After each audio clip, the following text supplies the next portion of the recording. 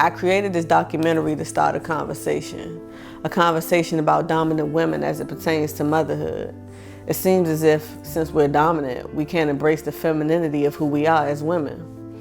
We get ridiculed and judged when we decide to carry our own children, and then we get disregarded and mistreated when we choose to help others raise theirs. I believe that we should step outside that box they've tried so hard to trap us in and redefine what it means to be a dominant woman. We all can have exactly what it is that we want, and it'd be normal if we just open our minds and understand that everybody has the right to be happy.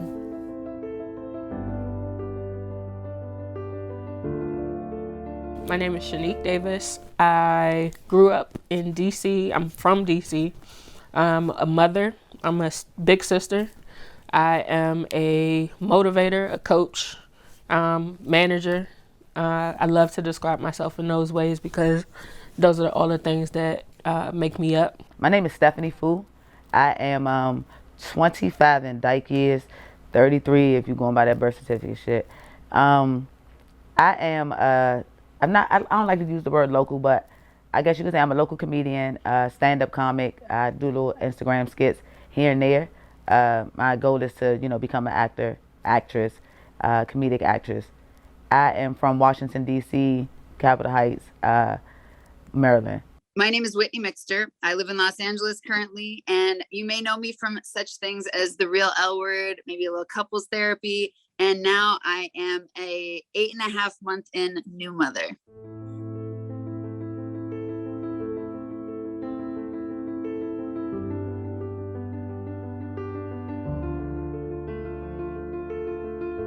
Dominant woman means I don't want to say aggressive, but a aggressive female that dresses in boys' clothes.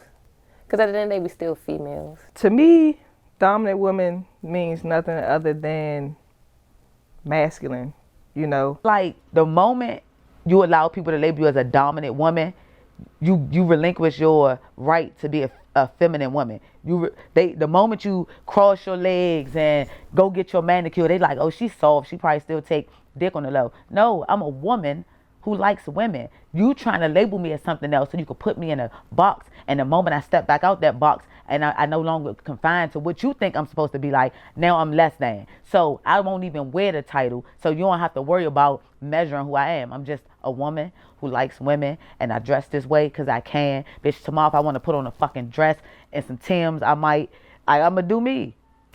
First off, dominant woman as a label, I just feel, it's powerful in its own way, but I've never been that person into labels. So when I look at, being labeled as a dominant woman, or the title dominant woman itself, is usually the aggressor in the relationship, or the one that takes charge the most. Strong female. Basically, a female that it gives me provider vibes, more so like somebody that wants to be on a level where not like a feminine female, not soft. You know what I'm saying? A dominant woman doesn't necessarily mean like a dom stud butch female.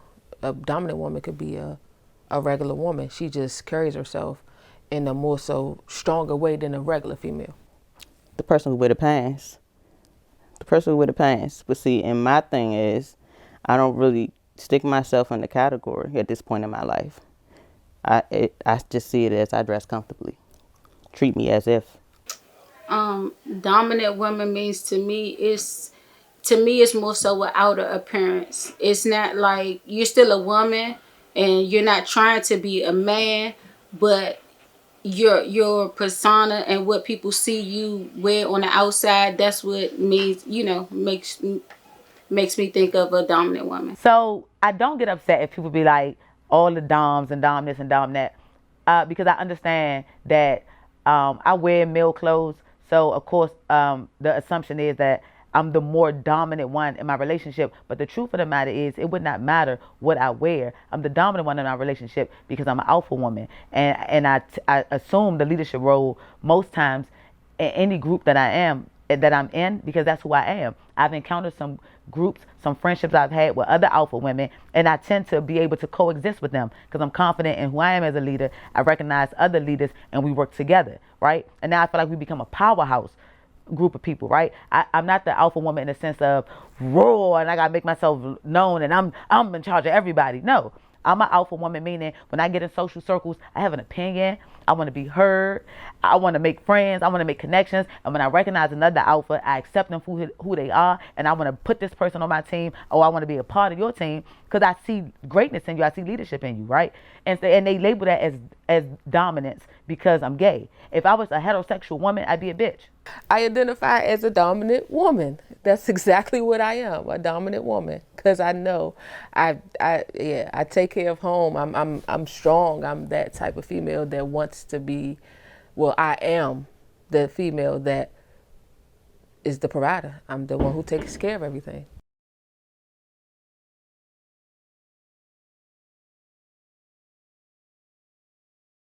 I first realized I was gay. Well, I think, there's this fine line because when you're real young, you don't realize you're not really necessarily thinking about sexuality per se when you're 6. You know that there's certain feelings and you're like, what is that? But when I was 6 years old, I definitely saw the video on MTV, and I'm dating myself. I saw the video of the Bangles Walk Like an Egyptian, and I was like, I don't know who that is, but she makes me feel funny. Okay, so when I realized that I was into women, I have talked to a couple guys before as well, but it just didn't feel right to me. It didn't. Hey, that's cool. So, family-wise, I would just touch around on the subject. Like, how would you feel? Oh, my friends, she got put out her house for being, a lesbian. So, just touching around on the subject, but my grandmother was really just the person who embraced it. It was a nervous thing because you didn't know how to approach people about it. It was something, again, that was in society as deemed as wrong. And, people bring out the Bible and it's in the Bible as a sin and all of that. But personally, you're more embarrassed about coming out than anything because of how you're going to be viewed. So I never deemed it as wrong. I did see it as an embarrassment when I was trying to figure myself out because of how I would have been viewed. When I realized that I like girls, I was always taught that girls are supposed to date boys, not other girls, not boys liking boys like, but it was just a feeling I couldn't shake. It was like, yo, I used to always say to myself, if I was a dude, I would fuck the shit out of her. And then I realized I don't have to be a dude and I can still please her the way she needs to be pleased. So I just went on with that feeling, and here I am. Like, women are soft and genuine and lovable compared to a dude. I'm going to say I was around 12 when I actually, no, I take that back. I was actually younger than that. I probably gave it like 9. I was real young because I knew I wasn't attracted to men in any type of way, like boys, any type of way. At first it felt wrong to me because, of course, back then it wasn't accepted, but it did feel wrong to me. It's like, wow, I can't tell my mom that I feel like this because she's going to look at me like, girl, you okay? You okay? But it was the total opposite. My mom, she told me that she already knew. Like, I wrote my mom a letter and I ran away. I was so scared to tell her. I wrote her a letter and it said, Mom, I just want to let you know that I'm gay and you put me on punishment. But she put me on punishment for something totally different. I was like, well, I'm gay and you put me on punishment, so I'm running away. It was a simple, like 3 sentences. That's it. And when I got back, my mom was like, well, I already knew. She just was waiting for me to tell her. And from that point, I felt like it was okay with my family because my whole family accepted me. So I have mixed feelings about this. I've always been into sports. And so early on, I was called a tomboy. Then I looked rough as a girl, right? Because I had a kind of like a weird upbringing. My grandmother raised me, and because she lost her only daughter, which was my biological mother, she was going through grief, right? And so she couldn't give us the foundation that we needed and the structure, because she was going through grief. And so she kept food on the table and clothes on our back, but we had little structure outside of that. So I was not the most well-maintained child. So I looked a little rough around the edges. So I didn't get a lot of male attention, right? But I hung with males. And I don't know if a part of me grew a likeness to women, to girls, because all of the boys I hung around was doing that, and I identified myself with them, or it's because I wasn't getting attention from boys, but girls, would jump on my back and want me to, because I was strong, because I played sports, girls would get on my back and want me to walk them down the street and want to hold my hand. And back then we was all humping each other, so a lot of the girls would, let me hump them and they hump me back. And so I, to be honest, I don't know if I was born this way or if it evolved just from the environmental things that I was going through, and it just became who I was. I first realized I was gay when I was elementary. A lot of the time I played, house.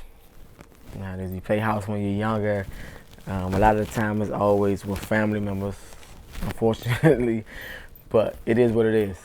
Being around my cousins and their friends, and I'm like, whoa, I'm interested. That's when I really realized that I was interested in women.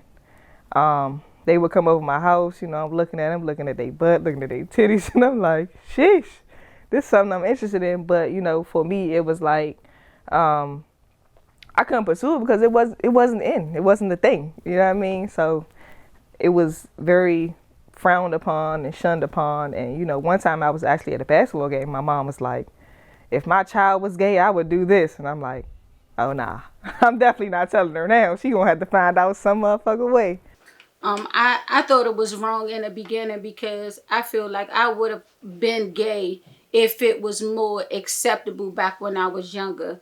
When I was younger, I didn't know. I probably only know one lesbian, and that was in my high school. And it was like she was getting all the girls and getting all the props, but it was like, I go home and tell my mother I'm gay. Oh my God, it's gonna be terrible for me. It's gonna be terrible, but a girl kissed me. So, and I liked it. And I was like, dang, I ain't never get this feeling from a man at all. I like this. And then ever since then, I was dealing with women.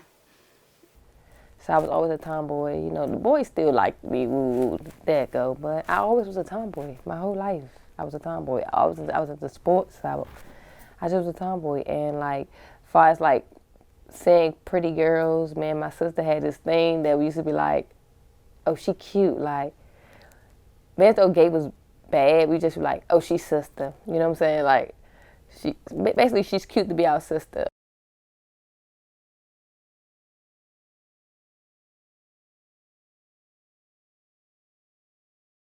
When I was probably 13, I started really tapping into what that looked like and the realities of it.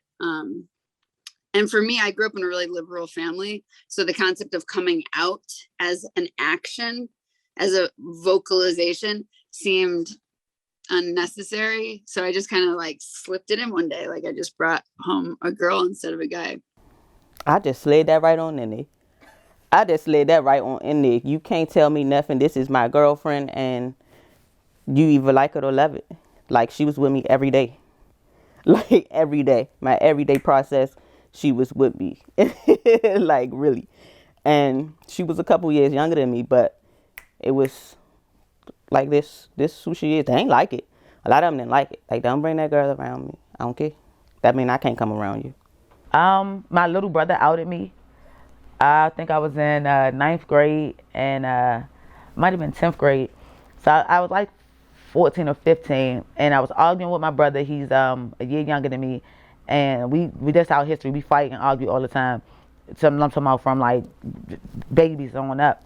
And we got into an argument one day, and I was living in Heather Hills in Temple Hills, Maryland, in a little apartment, and he goes, "That's why you're a dyke."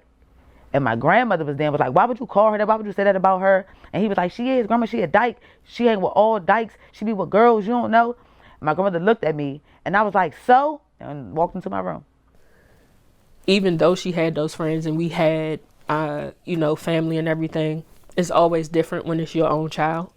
So I didn't think that she would love me any less. But then I seen my friends getting kicked out of their houses, and it just made me have reservations. And at a certain point, you know, I was watching some Lifetime story talk called Truth About Amy or something like that. I think it was Truth About Amy, but I was like, yeah, it's too much weight on my shoulders. I'm gonna have to come out. And I came out to her first, and she basically was like, we knew, like, we were just waiting for you to say something. And are you sure this is what you want? You know, I came out like slowly because I was like, you know, but I feel like I'm crushing on somebody. So you think you bad? That was her question. I was like, well, I don't know what it is right now. I'm just telling you. It was hard being gay back, and we're talking like 89, 90, 91. It was always, ooh, there's that dyke. Or no one wanted to be your friend because they felt like, well, if I'm a friend, she might like me or she might throw a pass at me. So, you know, people judge every day. And back then it was like the worst because you had to hide who you was. Like if you wore big clothes, they automatically assume, oh, look at that dyke. But just because you wore big clothes didn't necessarily mean you was gay. Everybody you hung around, they felt as though, oh, well, she must be gay too, because they felt like only gay people hang with gay people. Like you can't have straight friends. And that shit used to blow me because it's like, yo, she's not even gay. Like, that's just my homegirl. Like, we cool. My coming out story was easy for some, hard for most. My coming out story was mainly the fact that, you know, when I felt as though I couldn't hold it no more, and I came to my brother. I was in 9th grade. He was in the 12th grade.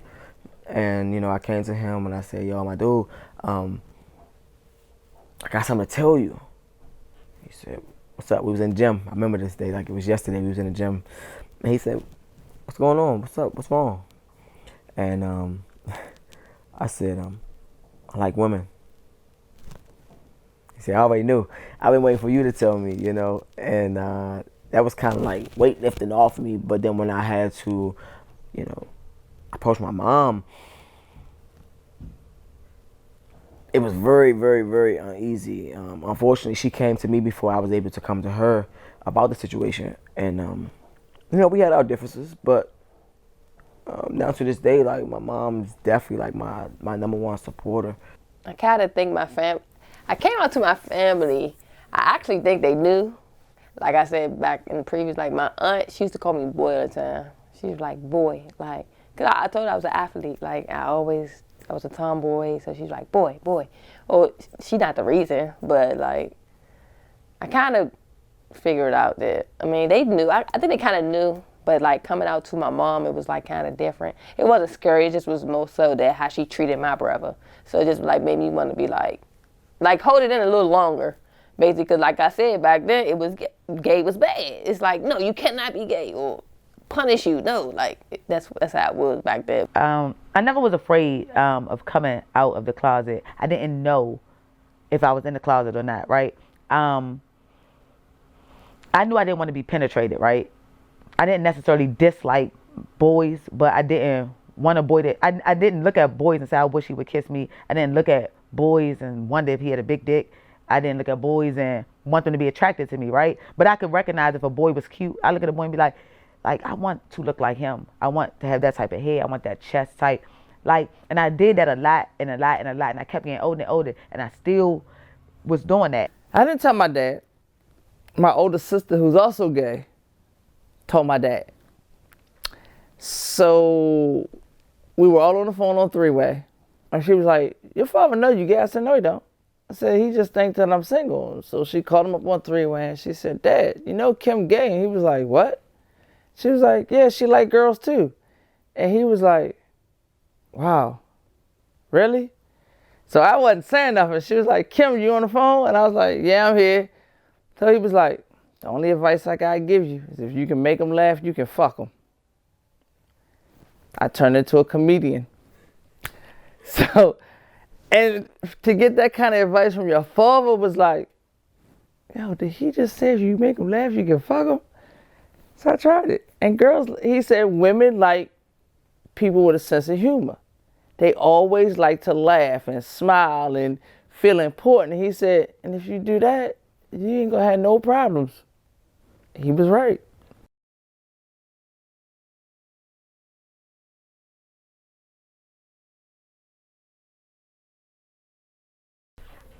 I first realized I wanted to make children a part of my story the day of puberty.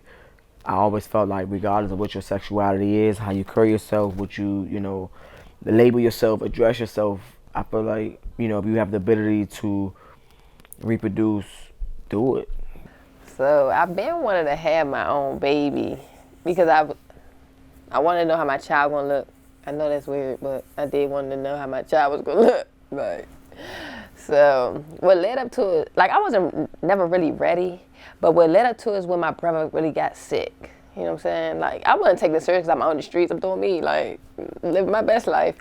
So what really made me take it serious when my brother got sick and he wanted me to have a baby. I've always wanted children. I feel like I got the Peter Pan syndrome. Like I think I'm stuck in a childlike mind. I think losing my mother at a young age and then losing my father shifted something in my brain, and like I had a really blank affect about expressing my feelings about love and abandonment issues, right, and voids. And I feel like it was a period of time in my childhood where I completely blanked out and the whole world became a joke to me. And that's when I started really getting into the comedy heavy, dark humor and stuff like that.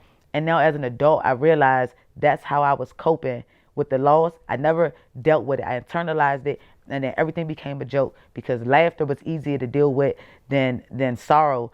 And so now as an adult, I gravitate towards children because I wish somebody would have gotten through to me when I was younger to have helped me deal with it. Even though I got through it, that was a lot for a child to self-soothe themselves through. Always loved kids. For as far as I can remember, me being younger, I was always the cousin that was around the babies. So for me, you know, being in this lifestyle, I never imagined me actually having a baby. I think it took some maturity. I was one that has always told myself I didn't need a child or children in my life. So when it came to the decision of having a child, that was a decision between my wife and I. I believe she wanted a child more than I wanted. It wasn't that I never wanted one, but I could be good without it if I didn't have it. So after we got married, you know, we just decided to want to build a family together after we were established with our house and everything. It was more like the next move for us. Oh, I wasn't pushing no baby out. I don't know if I have a regular size vagina or what, but it's really small and I can't imagine anything going in it, and I definitely can't imagine a fucking baby head coming out. I was not going to do that. I have horrific menstrual cramps, and everybody that's ever had a child has said, oh, just picture your cramps but 10 times worse. My cramps are so bad that I tried to make a deal with God before and tell him if he took my cramps away, I would stop being gay. And I meant it in that moment when I said it. I told that man, if you take my cramps away, I'll stop lying. I'll stop being a cheater, like anything. He never agreed with me and did any of that stuff. You know, I decided to do it on my own because I had hit all of the traditional markers that people hit to wait for getting, you know, having kids. You know, if you're married, you know, I want to wait till I'm married. I had been married. I want to wait till my career is at such and such a place. I had hit that marker. I wanted to wait till I was this age or whatever. I had hit all these markers and they had passed me by. And it became, I had just committed to myself that regardless of my circumstance, by the time I got to age 37, you know, I knew that it potentially could start going left. It could be challenging, more challenging for me to get pregnant, less safe, etc. And I just made a commitment to myself, like, regardless of what is going on, I'm going to explore what this looks like starting then. Like, because I don't know how long it's going to take. I don't even know if I can get pregnant. There's so many factors, and turns out I can, and I'm hella fertile.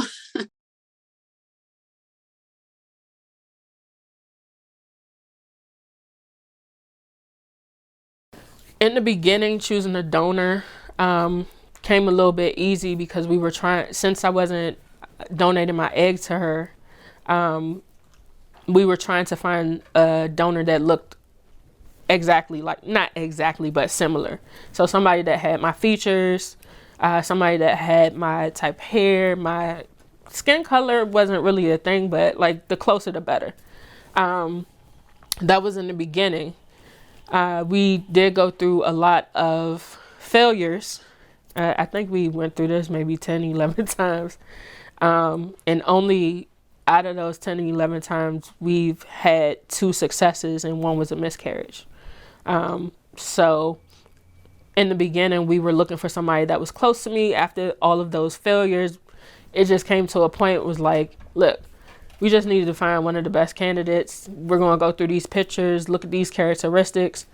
Whoever fits the bill, let's do that. And something that I hold dear to me is that my wife let me personally pick these people out during this time so that I felt a part of the process. Okay, so there's a world that a lot of people probably don't know about, which is the Facebook world. The donors that live amongst Facebook. You also have a site called KDR. You also have, it's a couple of them. You know, you search for a donor, and there's a lot of donors that do shipping as well. There's a lot of donors that give you their whole background, down to made their baby pictures, everything that you would get in a fertility clinic. You get that on Facebook as well. Some of them require money, some of them don't. Some of them do it because they want to help women in the infertility stages, even just the lesbian stages as well. So, I love black people so much, despite. I'm gonna just leave the despite right there. ... Despite. I love black people. The number one factor in us choosing a donor was that it had to be a black man, because my wife is fairly light, and I was trying to have a baby who matches the mixture of our hues as much as possible, so I don't look like the other parent, right? I want our son to be in between our complexions, so that when we're out, people try to figure out which one of us carried. It did not work in our favor. We picked a Haitian, super black nigga, and our baby is lighter than my wife. So I definitely look like the help, Uber driver, Lyft driver, depending on where we are. So initially, when I was choosing my donor, I thought I wanted to have somebody I knew. I wanted them to kind of have the uncle role. I wanted to feel their energy, things like that. But the thing is that when you really come down to it, the window for actual impregnation is very small. It's like 36 hours. So to find a man that was willing, accessible, and available at the drop of a hat was incredibly challenging. We had to look at 2, Fairfax Cryobank and the California Sperm Bank, and they don't give you a bunch of African American options. I don't know if African American men don't want to donate sperm, or they don't just let you, like the movies show you, come in, nut in a cup and get $50. That's not how it works. You sign a contract and you have to give them a certain amount of vows for like a year's worth of vows. So like you're stuck donating sperm for like 3 months, 3 times a week, and every time you come in, they check your blood work, they're giving you STD tests. So it's a lot to sign up for just to get that $50 per vow, per cup you fill up. I found one. I used Seattle Sperm Bank, and I really loved their screening process. I loved how thorough they were. I loved that I could listen to audio tapes. And I went through, and, I just found somebody that I really resonated with on a high level, just in terms of lifestyle, book choices. It's very thorough. And I just felt called to this person.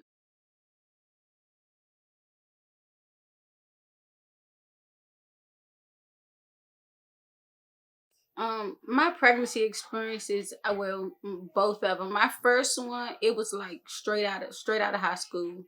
Had a boyfriend for maybe 2-3 years. Ended up having my daughter.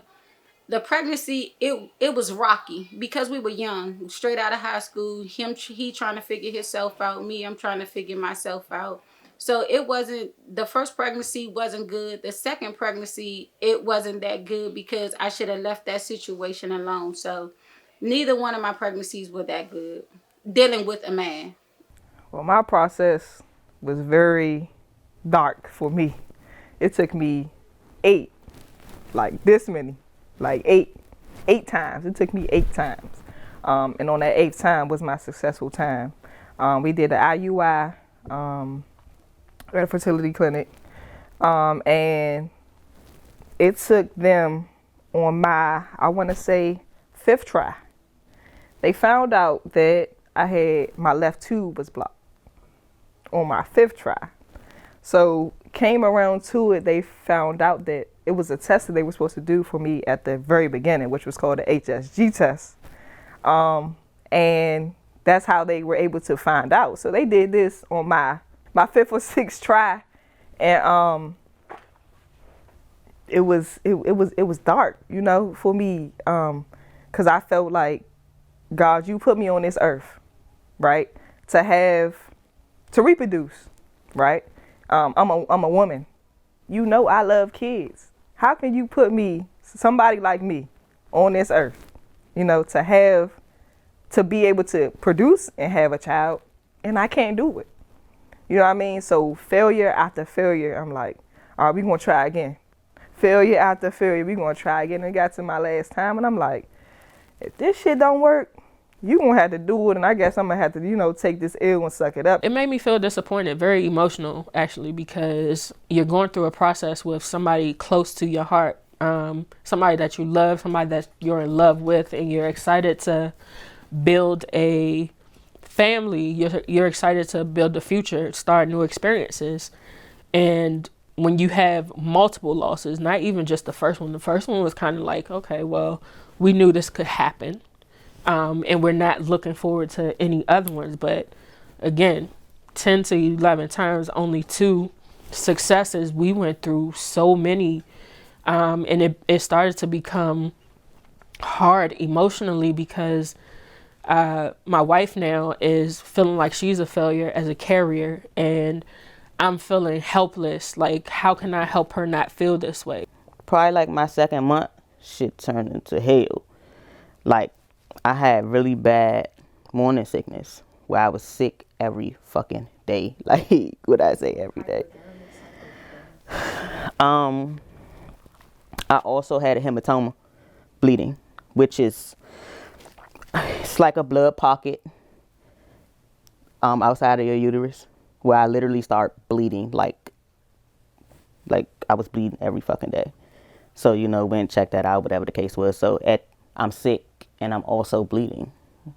So I'm on bed rest at this point. I will literally bed rest. But I'm still pushing through because this is something that we really, really want. And he was healthy.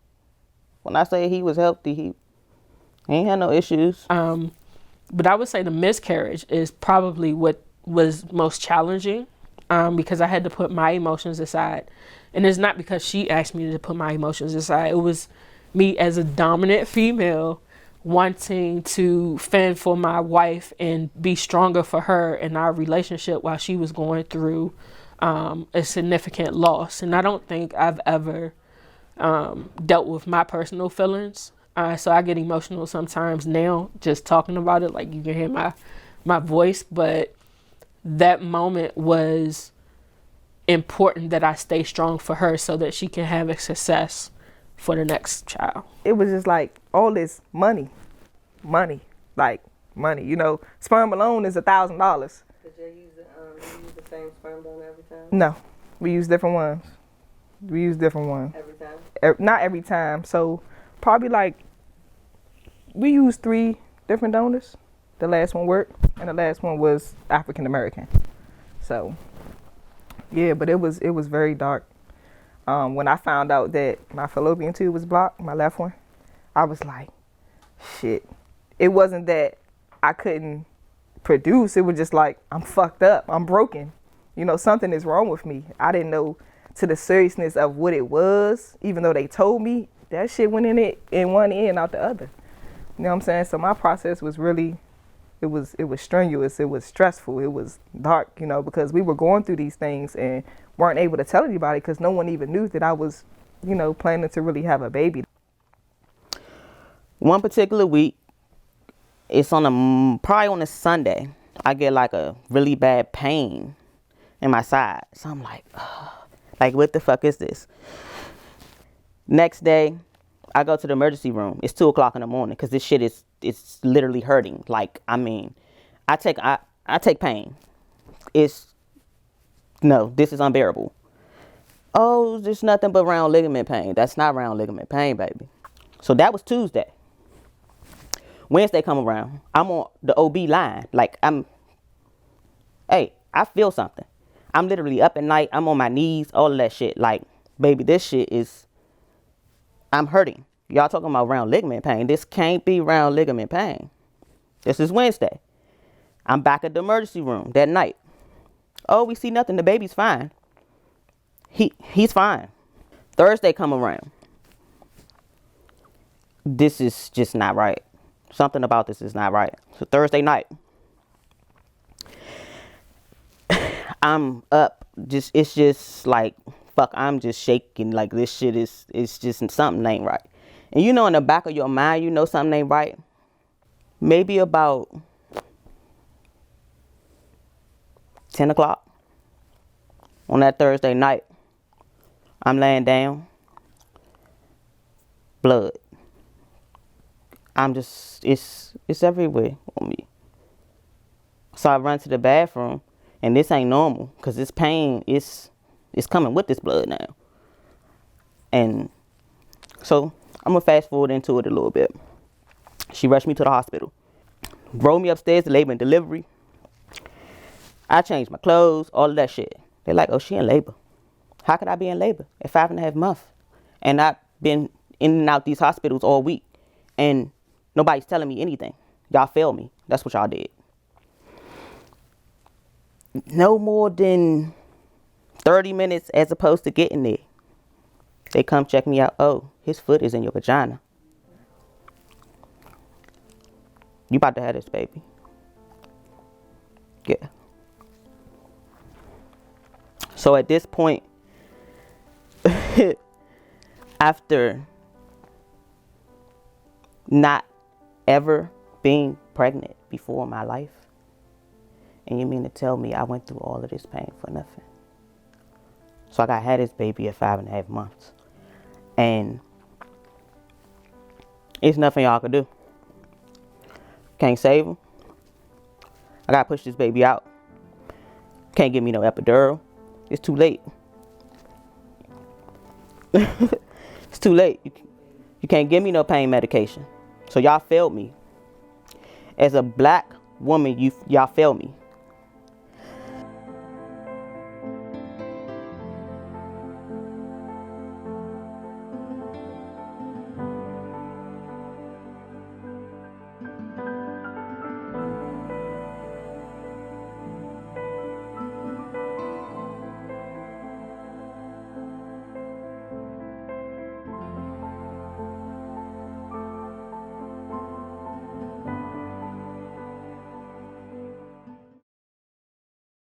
Lo and behold, you know, our very next time after that miscarriage was our miracle baby.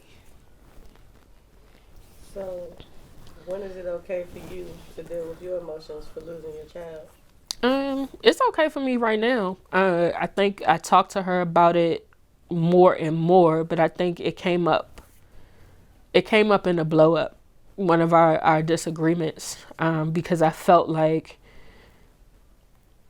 I was there for her, but you never asked me how I was doing. And it's not your fault because you were consumed in your feelings.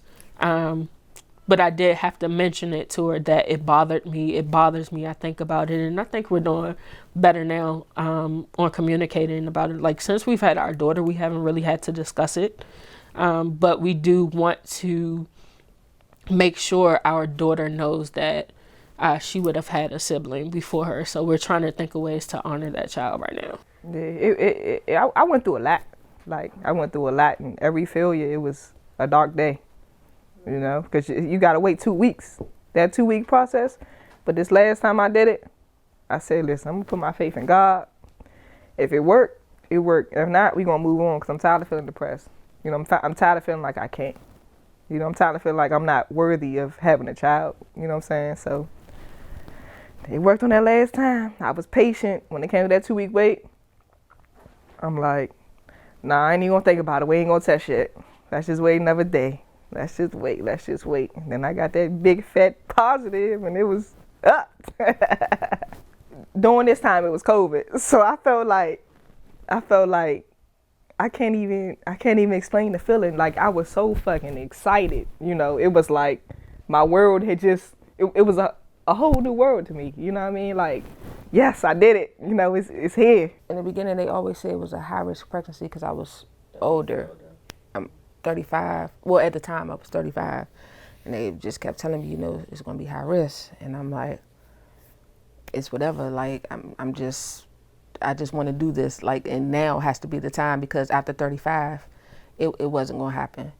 So, after going through freaking counseling and everything, it was hard. It was very hard in the beginning. It was hard, but like I said, I did it. So when it came to how I was gonna have the baby, I didn't really know how I was gonna have it. So, I mean, you got sperm, but don't sperm bank, sperm don't, like, you just got a lot. So, like, as I'm looking, like, I knew I had to have this baby because, like, my brother ended up getting sick. He ended up passing away. So, and I knew there was a void on my mother. Like, it was just like a hurting on her. So, for me to fill that void would be a grandchild. Like, I tried so many ways to, like, Mom, just like, look, this your grandchild. Like, or, like, look, I bring kids around. Like, so, like, she did get attached to my ex-girlfriend's son. She did. And it took away so much, though. She really got attached to him that she stopped crying at night. It just was like, she stopped crying. It just was like, but she still wanted her own, like, seed, because at the end of the day, she can always take him. Being pregnant, I was still watching girls. I had a boyfriend. We walking through the mall, and he looking at the butt, and I'm turning looking at the butt too. So it's like, I guess it was just like I was still stuck in, where is my because I was living with my grandma, because at this point, I was living with my father. Then I had moved back home with my mother. My mother was she was Jehovah's Witness. So, you know, I still carried the whole, this is what I'm supposed to do act. I had a best friend. I have a best friend. I know him since I was 11. His grandma raised me. So he was going to be my sperm donor. He was cool with it. We were always cool with it. I told my mother, I'm like, Mom, we're going to do this one time.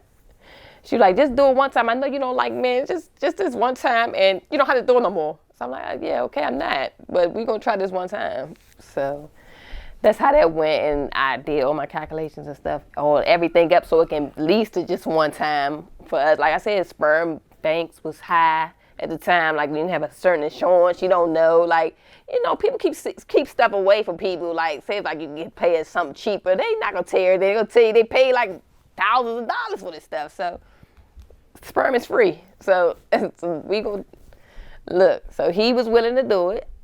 So, and I was comfortable with him. First and foremost, yeah, when I say about the cost of it, period, women should not be responsible for covering these costs. I mean, this should be covered by insurance or, you know, subsidized through the government without a doubt. Because the fact of the matter, if things like Viagra are covered through insurance, which they very much are, then 100% women's fertility care and preservation should be covered by insurance. I mean, in general, women's, you know, reproductive health severely lacks in coverage and care in this country, as we all know. And this is just another subsect of that is so much falling to the wayside. The process was stressful, emotionally stressful, financially stressful. That's another thing. You know, you never think about finances, and when you're going to the fertility clinic, you know, sometimes it's covered by your insurance. Sometimes it's not, just because it's women and women. Like, it's different things out there that a lot of people don't know about. but you have to pay for the fertility clinic. You have to pay separate fees for the sperm donor. I know there's a lot of people out there that's never heard that you have to pay per vial, but things like thousands of dollars a piece. And, you know, you go in at one point and they're like, yo, we got a 2-for-1 sale. And you like, 2-for-1 sale on a sperm, on a vial of sperm? What? And then, you know, you also have to think about paying for, what do they call it? Storage fees. You can either have them store it for you and get it transferred to the doctor's office, or you can keep it stored. We had many times to have them stored, and we also went through storing it, you know, within our homes. But when you store it within your home, you have to use it by a certain time. But they send you with this big tank for this little valve that nobody knows about. So it was financially stressful. It was emotionally stressful only because of the failures. Financially, because we were still trying to figure it out. But luckily, you know, I use HSA. So shout out to HSA. But I use HSA for most of that.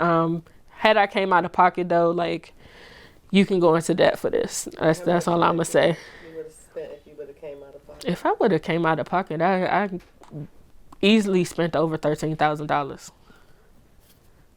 Easily. So it happened. And the first time, thankfully, God, I prayed so much that y'all don't understand. I prayed to God, like, God, please, let this happen first time. Because if it ain't going to happen the first time, it's just not going to happen. Unless I find a way, it's going to be a way. I find a way. But it didn't say, because I don't like it. Like, you know what I'm saying?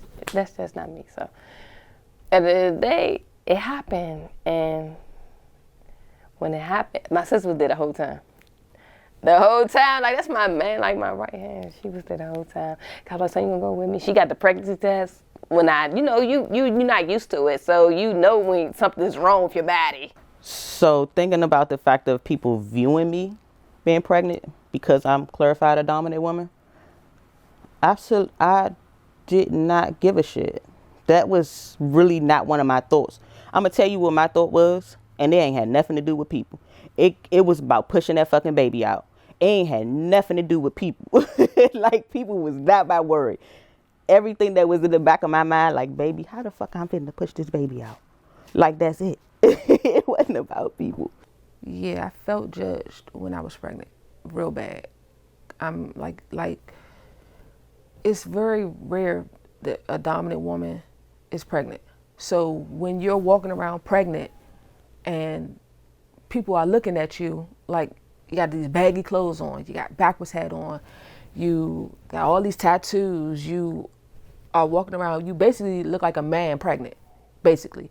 And people give you these looks like, dude, I'm still a woman at the end of the day. That's what irritated me so bad about being pregnant. That's why, honestly, if doms want babies, I think they should do it. But I could never do it again just because of the way that society made me feel.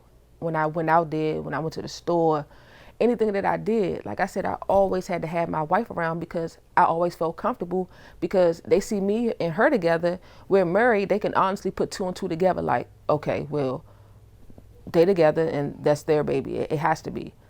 But, I mean, going to work, the guys at my job, it's like, oh, why you ain't pick me to be your donor and stuff like that? Like, dude, like, no, I wouldn't pick you if you was the last dude on earth. Not at all. Like I said, at the end of the day, I'm a woman. I don't identify as a man.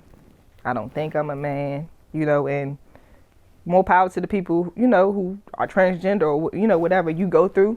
But for me, that wasn't, me. I'm still, like I said, I'm intact with my feminine side and I'm a woman at the end of the day. So me being pregnant, I at that point, I didn't give a fuck what nobody thought. Not really. I really wasn't most so afraid because, of course, people going to ask. Well, you got the ones that's not going to ask and you got the ones that's going to ask. So the ones that did ask, yeah, I mean, I told them, like, what it was. Like, I had a best friend.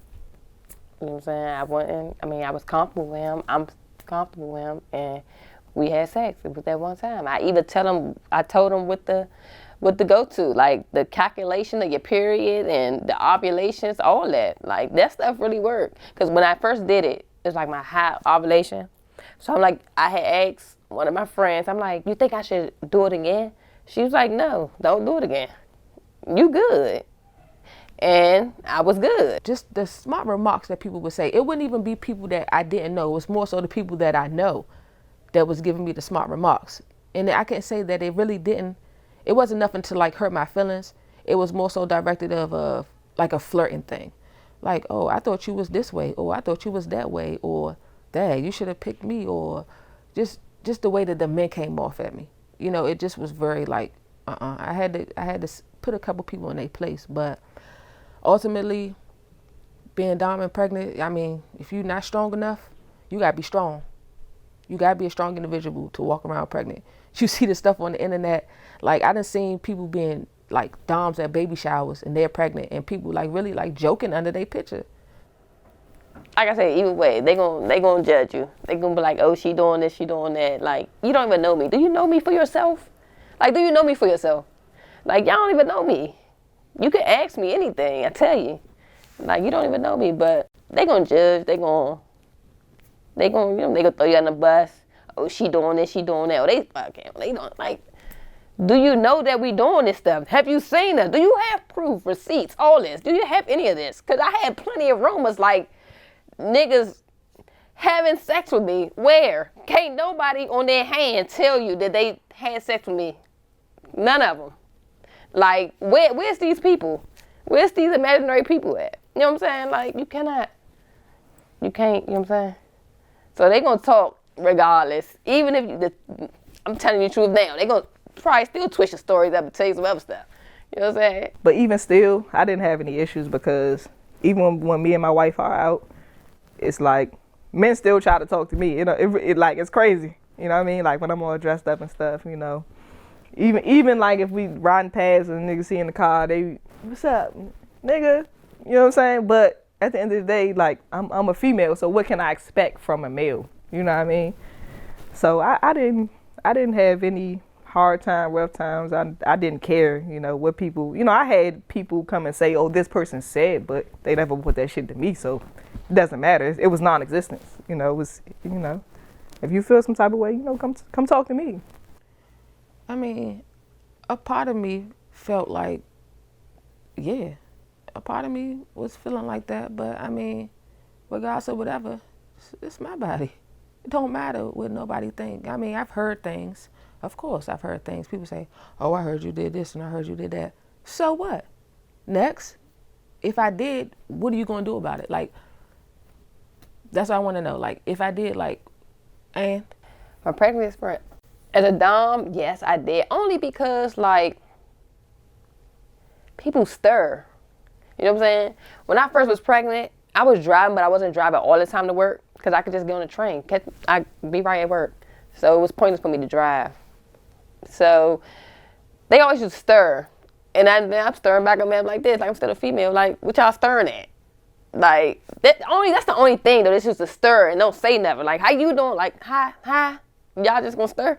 Like, I'm still a female. Hello. Yeah, I dress in boy clothes. I look dominant, haircut, but I'm still a female at the end of the day. And then first thing in their mind is like, dang, how she get pregnant?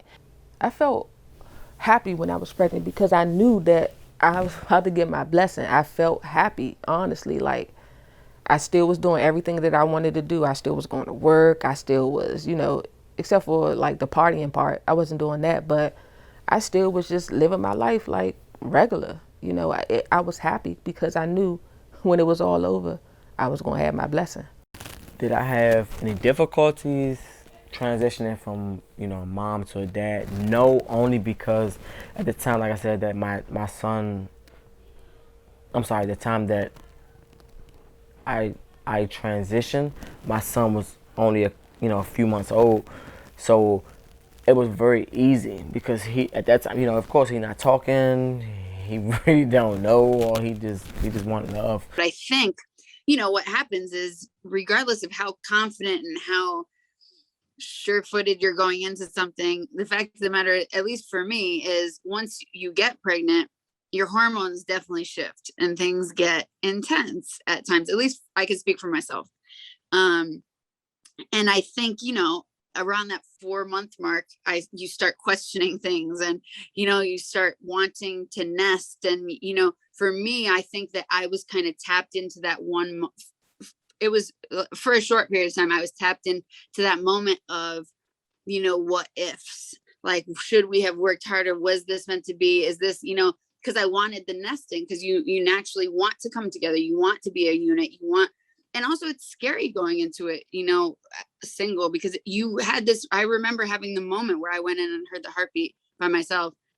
And when I did, it was beautiful and it was amazing. And, but it was also the moment that I realized that I would be the sole responsible adult for this life for the rest of my life. Do I feel it's disrespectful when people ask me who the mother is? I definitely feel it's disrespectful, because I feel like if it was a heterosexual couple, I'm not asking you, was that your real baby father? Or, if you the guy, is that your real baby mother? Did she adopt your son? Things like that. Like, if you're not going to ask it to everybody, I don't think it should be asked at all. Is it disrespectful? No, I don't think it's disrespectful. I think it's kind of like, it depends on who it's coming from. And if you want to know for a valid reason. Like, for instance, if somebody be like this, oh, well, how did you have your baby and something like that? It's because they want to get educated on how to have a baby, or some people are just plain nosy. Yes and no, because I wouldn't, I don't feel disrespected by people asking who carried. I do feel like it's intrusive. It's invasive. Like, why do you need to know that? That's like me asking a heterosexual couple, did you ride or was he on top? What difference does it fucking make? When I walked up on y'all and y'all said, this is our son, that's all I needed to know. That's the information that y'all gave me. That's what y'all wanted me to know. So when you see us and you see us with a baby and you hear me say, come to mommy, and you hear her say, come to mommy, you understand that we're both mommy. Doesn't matter who body he came out of. The titles that we have in this life is mom and mom. That's all you need to know. That's disrespectful as shit, because it doesn't make a difference. We got a kid. Yeah, it's disrespectful to me. Because if it was me, and let's just say, it'd be a little strange, but you saw me with a big ass belly, and I had the baby, and then you didn't see what you ain't know, and then you see me and my girl walking, and be like, which one of y'all had it? None of your motherfucking business, bitch. That's what would be my response. Because it doesn't matter. You're a female. At the end of the day, we're all females. We were put on earth to reproduce. That's what females do. Whether it's a dom female, whether it's a femme female, you're here to reproduce. So, if the girl can't do it, I'm going to do it. If I can't do it, fuck, we'll get a surrogate. But either way, if we want a baby, that's what we want. Yes, I definitely feel like it's an equal partnership as far as parenting. She don't make me feel less than. Like, in my wife's mind, she called me her baby daddy. Like, you would think I really got her pregnant. That's how she treats me. So that's what it is. Equal, yes. I feel like most of the time she let me lead, even with our son. I feel equal being a non-biological mom, and I'm gonna tell you why. My wife hasn't made it that she's above me because she carried her. You do have people out there that is like, yo, well, this is my real child, you here, you're a supporting parent, but it's always been 100 with both of us. So the fact that she hasn't made me feel that way, I don't have any reason to feel otherwise. I think there's a natural instinct in the back of my head, though, because she's not my blood, to say, I feel like my wife has more, what would you say? I don't want to say power over the situation, but she has more access to making decisions for her because I'm not on all of her paperwork, if that makes sense. So until I officially adopt her, and that's a process, you have to adopt the baby if we're not the carrier. Until I adopt her, I think I'm going to naturally feel that way. I had one incident where I felt like an outsider tried to treat me like I wasn't really my son's mother or parent, period. It was our first visit to the pediatrician, and she was trying to vaccinate Nehemiah, and I had said no, and she was like, but why? And she was naming all these health risks that he may face if he don't get the vaccinations. And I was telling her why, what my concerns are. And so she looked at Lexus and stopped making eye contact with me and was saying, so do you want him to get the shots? After I had just said we were not doing that. And I was holding Nehemiah. And Lexus looked at me and I was like, we already answered that. And she was like, I just wanted to make sure mom agreed. How did that go over with you? I told her I am the mom. Look on the paper. My favorite part about being a mom is just waking up, hearing him coo or cry. You know, when I'm feeding him, looking into his eyes. It's the whole thing for me. My favorite part about being a mom is when my son comes to me, when he wants me. Like when people come around, his initial reaction is to be like bashful, and he runs and he holds my leg. That's my favorite part. Like, he knows that I'm his person. My favorite part about being a mom is my daughter actually calling me mommy. She actually know who I am.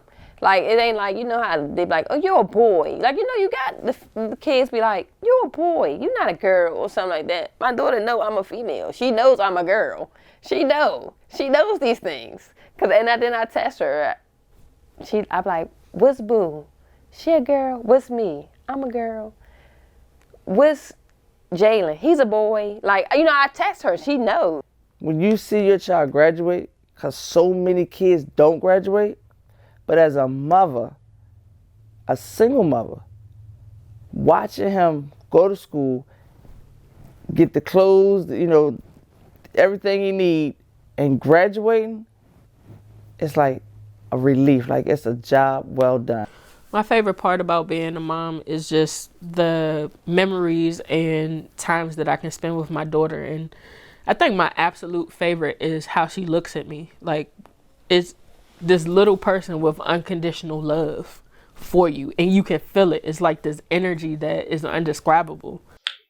My favorite part is seeing a smile on my kids' face, like making them happy and knowing that I'm in a position to be the parent that they need me to be. Like, financially, I'm stable. Relationship, I'm stable. Mentally, I'm stable. So, you know what I'm saying? That's what I always wanted to give them, a stable environment where they don't have to question and they don't have to worry because they're children. You know, children shouldn't have to worry about where their next meal gonna come from or if the light's gonna be on. You know what I'm saying? That's our responsibilities as a mother. So my favorite thing is just making them happy, seeing them smile, you know what I'm saying? Knowing that they can call me at any time and get my advice about anything. It's the coming to me, the crawling to me, the attention that even when I come through the door, how she look at me, holding her, kissing her, calling her 25 different nicknames. I love being a parent. This is probably the best thing I've ever done in my life. It is the best thing I've ever done in my life.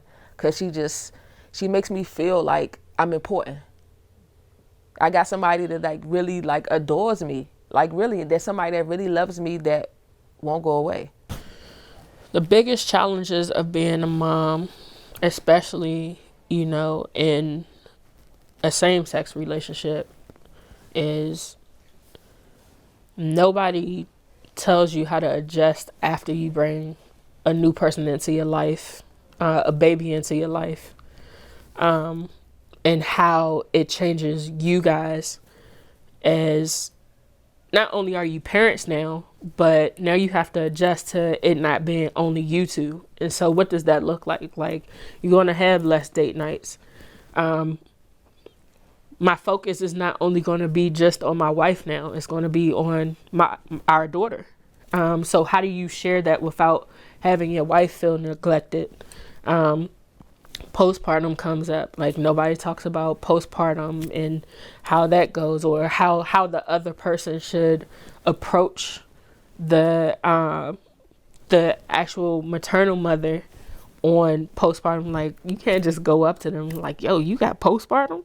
I would say my biggest challenge is accepting advice from other mothers, because I can't help but to think that if there's not one human, there are not two humans alike with the same fingerprints, right? We all have our unique set of patterns of fingerprints. If if skin patterns is that unique, that none of us have matching ones, there's no way that there's a one size fit all recipe to how you raise your child, which is why I'm reluctant to take advice. When I post videos of my son, when I share my parenting style, and then when people say, oh, you shouldn't do that, or you shouldn't do this, I don't become defensive. I just ignore it because I'm leading with love. I'm leading with knowledge, what's best for my son and what I feel like will work for my son. And I feel like that's a gift and a curse, because some of this advice is coming from experience from these mothers. But some of it is coming from them feeling like they raise their kids so they know. But I look at how they raise their kids, and I'm not trying to lead my son in the path of where their children are right now. And without saying that and being mean, I just ignore the advice. I just leave it sitting in my comment thread, or if they say it on the phone, I'm like, oh, okay. And I leave it because I don't want to have to then say, your 8-year-old is trash, your 11-year-old is trash, your grown child is trash. Why in the fuck would I take advice from you and you raised a group of hefty bags? Raising them by myself. Pretty much. When my mother passed away, it was just me and him. So it was, you gotta buckle down and do what you gotta do. You gotta work hard, gotta get your own place, gotta get the baby to daycare. That's how I ended up driving school buses. Daycare was high as shit. So where I worked at, bring your son to work with you. Put him on a bus. Bring a pillow and a blanket, stuck his ass on the bus. Because daycare back then was like $300-400 a week. I believe the stigmas of Dom women being pregnant are pretty much bullcrap. And the reason why I say that is because the world puts everybody in a box, in a category. And I don't think that's fair. I don't. Because you dress like a guy, or, you know, you have tomboyish features, you shouldn't be doing all that feminine crap.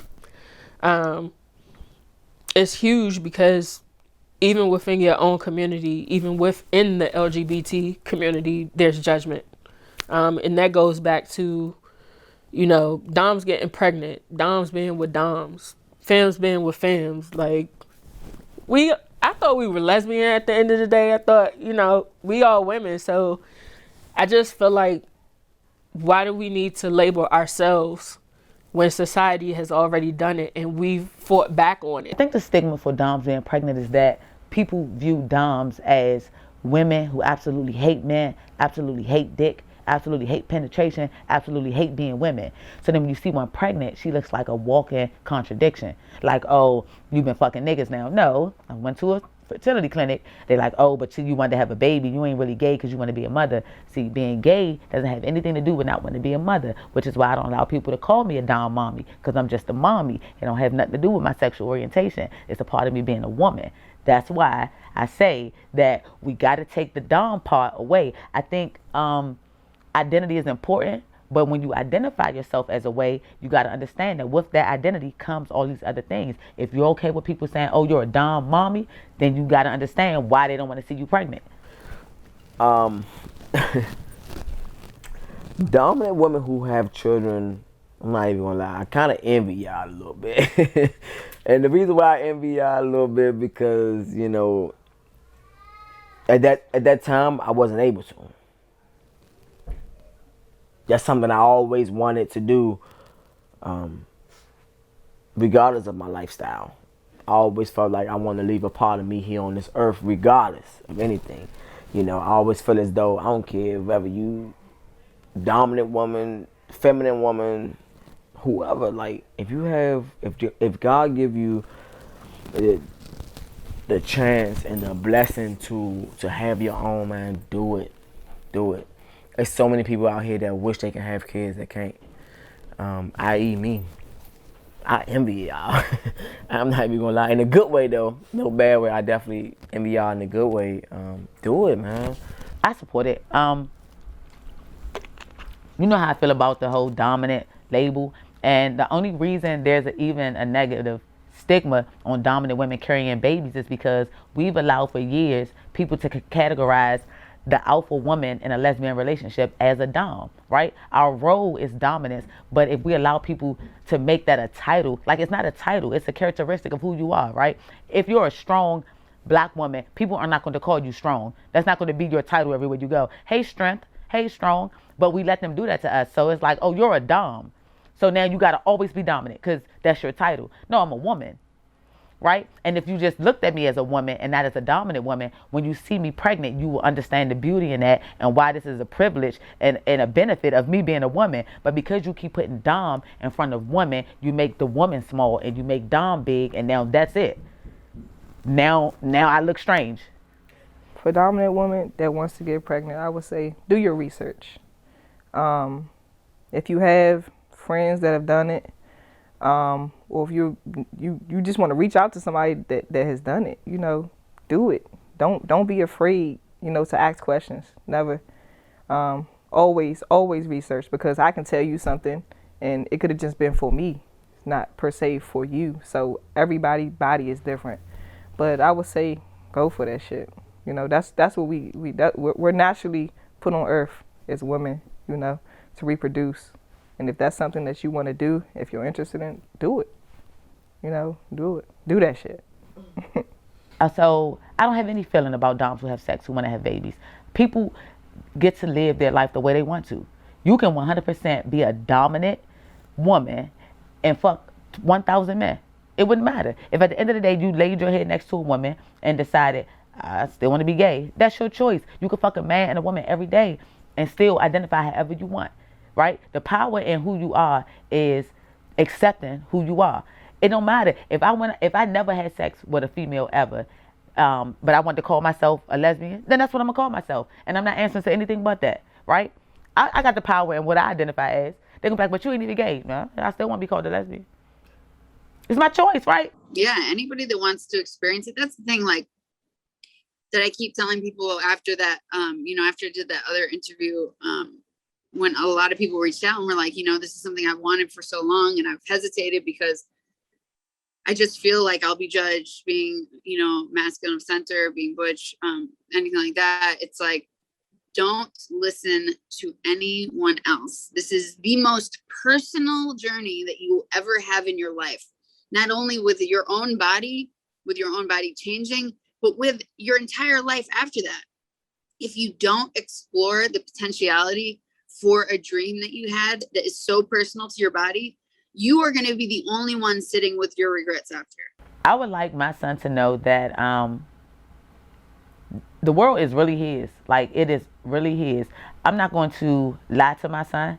A lot of people say that I'm going to take away the fun of Christmas, and I'm gonna take away the fun of Tooth Fairy and stuff like that.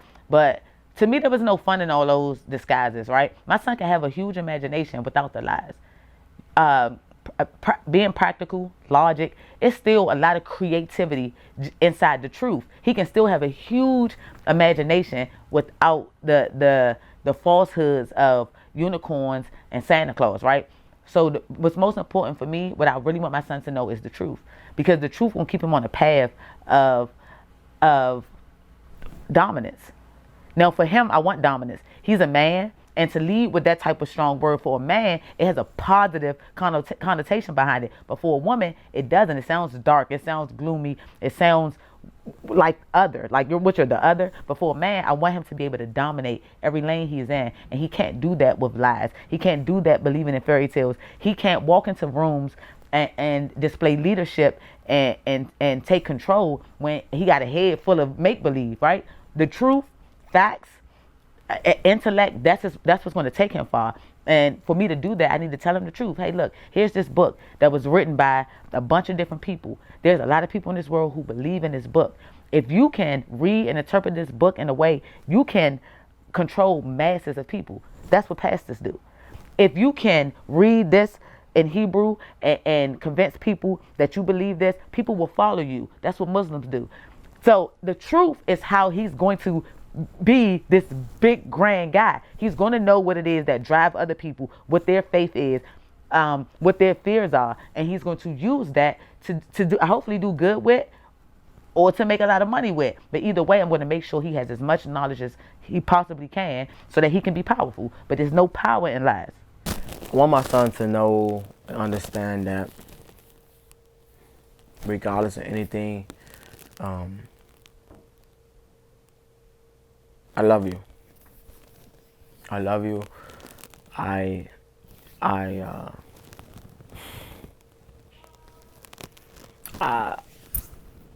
will do, have done, and would do whatever it takes to make sure you are 1,000% taken care of. I want you to also know that you are my hero, and you have saved me in so many ways that you would never know, you would never understand. And honestly, if it wasn't for you, I probably wouldn't be where I am right now in life. What I would like my daughter to know is never settle for less. Always be bigger than what you think you are. And never really care what other people think about how you perceive yourself. One thing I want my daughter to know, if she don't already know, is that I love her. I will always love her no matter what. Anybody bully you is on sight. Like, I don't play that. Like I love you and don't hide nothing from me. Be genuine, be honest, because I'm not going to love you any different. I grew up like that, like the part of gay and stuff like that. If you want to be gay, tell me. Let me know. I want to know why you want to be gay. You know what I'm saying? They ain't asked that question like when you young, like, how you know you gay? It's a phase. You know what I'm saying? My grandma always said, it's a phase. Like, how you know it's a phase, grandma? What is a phase? Like, you know what I'm saying? What? Monkey, they be like, you just like her because somebody like, or something, you know what I'm saying? Like, monkey see, monkey see. No, it's not. Like, how, you know what I'm saying? I just want you to tell me, okay, how you like this girl? You sure that's what you like? Like me, I knew I liked the girls, but I still wanted to try a boy. I'm like, okay, let me try a boy, see what's the hype, you know what I'm saying? Let me try. And I didn't like boys. That's just something I didn't like. And when I had sex with a girl, it was amazing. I'm just saying. It was amazing. The first time, like, what? I've been waiting all this whole time. Like, what? Just be you. Be yourself and live your life. Don't give a fuck what nobody else got to say. I want my kids to know that everything is done for them. I love them with every breath I take. I love my kids. And that's all I ever wanted them to know, is that because I didn't have that when growing up. I wasn't able to feel that love. But the love that I give them, I want them to know that it doesn't come with a price. It's free. You know, I'm here anytime you need me. Morning, night, noon, it don't matter. I'm here for you. So that's what I want them to know, that I love them and I chose to have them. I didn't have to have them. I chose to have them. So that means that I'm gonna take this responsibility to heart, seriously. I just want my baby to know that her mom adores her, that I love her. I'm in love with my daughter. If I ain't never been in love before, I'm in love now. And it's clear. That's all I want my baby to know. She's going to know that her mom, she loves her a lot, like a lot. With every bone in my body, that's my baby. I just want people to understand that, you know, sometimes being your true self comes later in life. So don't worry, don't push yourself. Just when you get the courage to be you, be you. I just want y'all to stop judging us. Like, just stop, because we're going to do what we want to do regardless. Stop. It's no point of keep trying to figure somebody else's life out when your life ain't even figured out. Just stop trying to read in between the lines. If nobody comes to you with information, don't be start spreading rumors and stuff like that, because it's not cool. All jokes. It's not cool. Just, if you want to know something, you need to ask that person directly. When you find your inner truth, your self-love, and you really just wake up and be like, yo, I don't care. I don't give a flying crap about what the next person think about me. This is who I am. This is what I want, and that's that. You won't really find how much happiness and peace you bring into your own life. I promise you, like, nobody on God's earth is going to be able to destroy you. Going to be able to make you feel as though what you did was wrong. You know what I'm saying? If you want to have a baby, man, have a baby. If you don't put anything else in this documentary, put this in here. Gay women, gay men, straight women, straight men. Stop judging gay people for having mixed race babies. If you have not gone through the process of these fertility clinics, these sperm banks, and you don't see the slim pickings of donors, stop thinking it's self-hatred. Stop thinking every time somebody have a mixed race baby, it's because they want a light-skinned baby, they want a baby will get hair. Don't get it twisted. We all want beautiful babies, right? We all want manageable hair. Hair you don't have to perm unless you know what I'm saying? Hair you don't have to worry about freezing up in the heat. We do want that. That don't mean I don't love my kinky, black, coarse 4B hair. I love it. But we all want what's easy and what's manageable. That doesn't mean there's any self-hatred there. Until you go through the process, do some research, go through the process and see what the pickings are like. Don't just assume every gay person having children is picking white men, Asian men, because they want pretty babies. They're picking the best of the best. What meshes with their genetics. When you go through the process, you'll understand it more. Until then, shut the fuck up. I think that if you're a dominant woman and you want to get pregnant, you should. The main reason I created this documentary was not only to start that conversation, but also to give some of my strength back to you. It's okay. Do whatever it is that makes you happy. Don't worry about anybody else. Focus on your future. Focus on your family. Focus on your legacy. If you don't take anything else from this documentary, I would just really like for you to take my strength. The most important job I've ever had in my life is being a mother to my son. He's truly redefined the definition of what love means to me. He's redefined my sense of responsibility. Every decision that I make now, it directly affects him, so I have to be smart. I've learned patience, I've learned understanding. Joy and appreciation runs deep. I am a wiser me because of him. I've elevated myself in order to give him an advantage in life, and I'd like to dedicate this documentary to him.